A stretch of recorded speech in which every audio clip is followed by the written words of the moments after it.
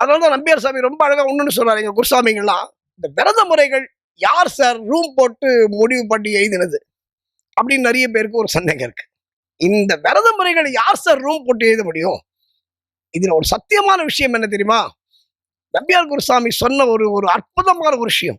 இதை விட ஒரு தெளிவா இந்த விஷயத்தை சொல்ல முடியாது. விரதம் இல்லாம சபரிமலைக்கு போறது என்பது காசு இல்லாத மாலுக்கு போற மாதிரி, கையில பர்ஸ் இல்லாம கடைக்கு போற மாதிரி. நான் உங்களுக்கு புரியுற மாதிரி சொல்றேன்.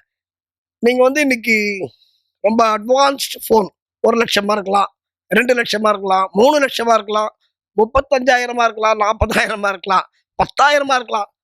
இவ்வளவு ரூபாய்க்கு நீங்க போன் வாங்கினாலும் ஒரு சின்ன சிம் போடலன்னா அந்த போன் வேஸ்ட். பொம்மை தானே.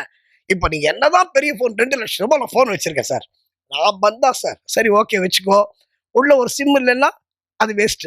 அதுதாங்க விரதம். சபரிமலைக்கு நீ விரதம் இல்லாம போறது சிம் இல்லாத போன் மாதிரி. இதை விட தெளிவா யாராவது சொல்ல முடியுமா?